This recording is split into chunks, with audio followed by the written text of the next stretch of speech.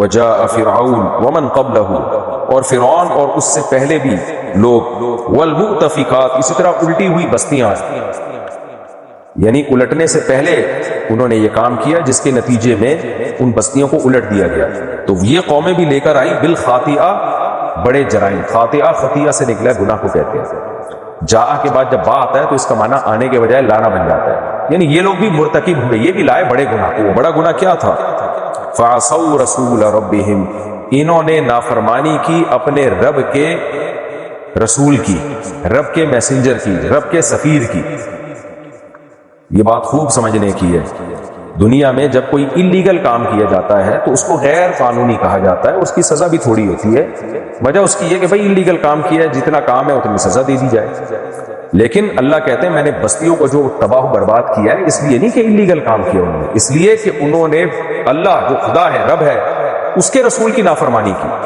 یعنی messenger of God کی بات کو آپ ویلیو نہیں دے رہے. وہ کہہ رہے ہیں کہ ہم اللہ کے بھیجے ہوئے پیغمبر ہیں، ہم خود کچھ نہیں کہہ رہے، ہم جو کہہ رہے ہیں اللہ کہہ رہے ہیں. تو اللہ سے بڑی کس کی بات ہوگی؟ اور آپ اس کی بات کو ویلیو نہیں دے رہے. اس آیت سے پتہ چلتا ہے کہ اللہ کی نظر میں جو اس کائنات کو بنانے والا ہے نا، اس ذات کی نظر میں سب سے زیادہ ویلیو اگر کسی آرڈر کی ہے تو وہ رسول اللہ صلی اللہ علیہ وسلم اور پیغمبروں کی باتوں کی ویلیو ہے، کیونکہ وہ اپنی طرف سے نہیں کہہ رہے، وہ اللہ کا پیغام پہنچا رہے ہیں. تو اللہ کہتے ہیں انہوں نے پیغمبروں کی باتوں کو ویلیو نہیں دی، ان کا انکار کیا، نافرمانی کی. فاخذہم، اللہ نے پکڑ لیا ان کو، اخذتن، ایک بار پکڑنا، رابیتن، بہت بڑا پکڑنا. تو بہت بڑی پکڑ میں اللہ نے ان کو پکڑ لیا.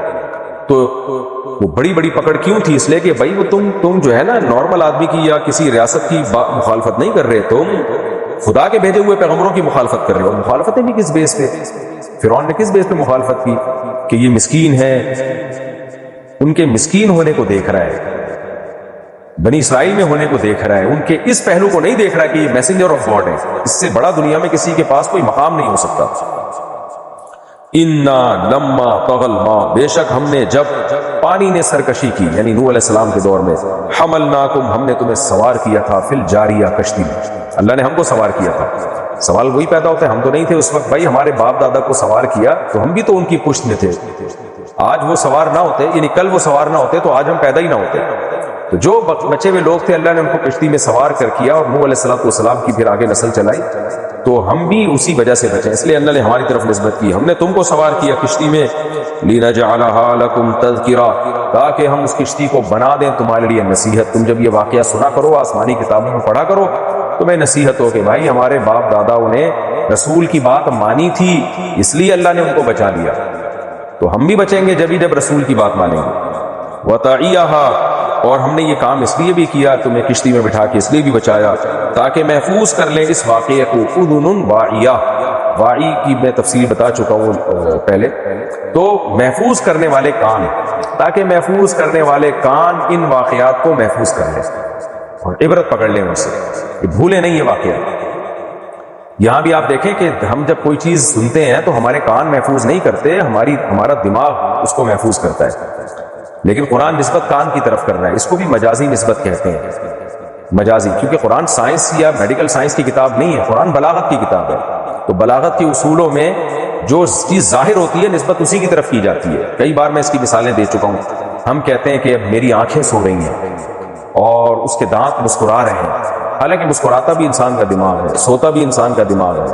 آنکھوں پہ اثر ظاہر ہوتا ہے. اور اس کی اور بہت ساری مثالیں.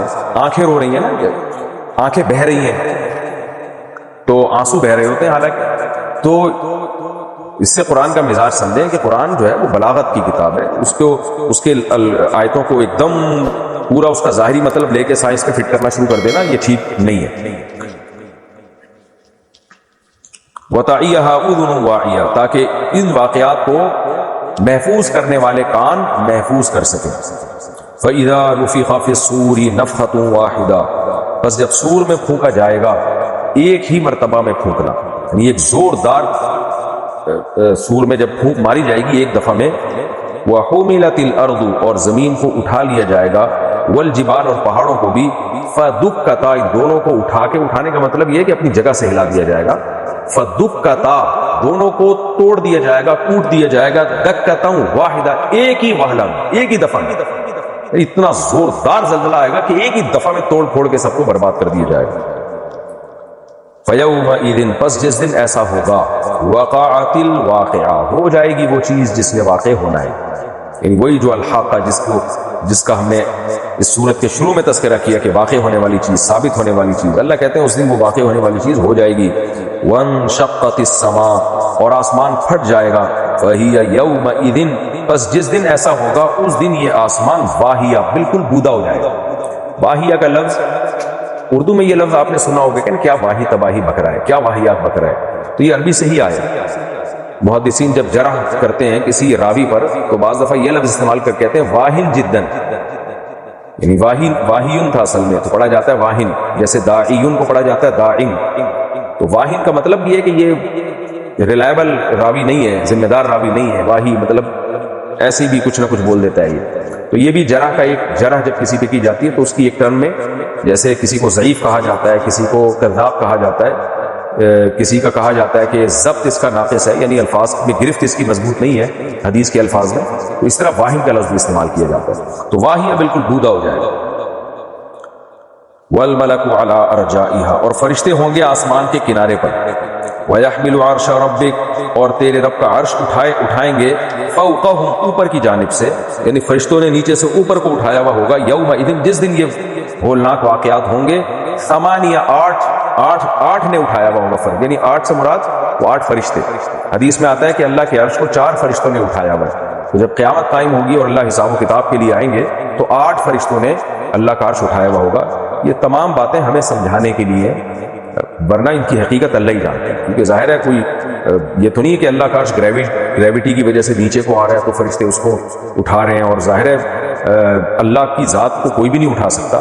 تو یہ سب ہمیں سمجھانے کے لیے ہمارے مینٹیلٹی کے، خاص طور پہ عرب کے جو بدو تھے، جو دیسی لوگ تھے، ان کی مینٹیلٹی کے حساب سے ان کو خطاب کیا جا رہا ہے. اور اس طرح کی آیات کے بارے میں قرآن سورہ آل عمران میں خود کہہ چکا ہے کہ یہ آیتیں متشابہات کے حکم میں، جن کی ڈیپتھ میں جانے کی ہمیں اجازت نہیں ہے. فَأَمَّا الَّذِينَ فِي قُلُوبِهِمْ زَيْغٌ فَيَتَّبِعُونَ مَا تَشَابَهَ مِنْهُ اللہ کہتے ہیں تمام آسمانی کتابوں میں اس طرح کی آیات ہوتی ہیں جو متشابہات کہلاتی ہیں، جن کا حقیقی علم اللہ کے علاوہ کسی کے پاس نہیں ہے. تو جن کے دلوں میں ٹیڑھا پن ہے وہ ان کی ڈیپتھ میں جا کے ان کو ایکسپلین کرنے کی کوشش کرتے ہیں، اور جن کے علم میں رسوخ ہے، کمال ہے، وہ کہتے ہیں کل من عند ربنا، بھئی یہ سب اللہ کا کلام ہے، ہم اس پر ایمان لاتے ہیں. اور اس میں یہی الفاظ ہمیں کہنے چاہیے جو اسلاف کے تھے کہ عرش بھی ہے، عرش کے پائے بھی ہے، فرشتوں نے بھی اٹھایا ہوا ہوگا.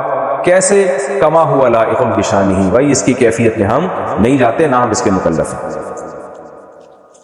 یومئذ تعرضون جس دن ایسا ہوگا، تعرضون تم سب پیش کیے جاؤ گے اللہ کے دربار میں. یہ ہوگا تو دوسرے سور کے بعد، لیکن اللہ نے اس کو نفخہ اولا کے بعد اس لیے ذکر کر دیا کہ دوسرا نفخہ بھی تو نفخہ اولا کا کے نتائج میں سے ایک نتیجہ ہوگا. یعنی جب کائنات کو توڑ پھوڑ دیا جائے گا تو اس کے بعد دوبارہ جب لوگوں کو زندہ کر کے حساب و کتاب لیا جائے گا تو یہ رزلٹ ہوگا اسی توڑ پھوڑ کا. تو اس لیے اللہ نے کنٹینیو جو دوسرا حشر ہے اور پہلی تباہی ہے، دونوں کو ایک ساتھ اللہ تعالیٰ نے ذکر کر دیا.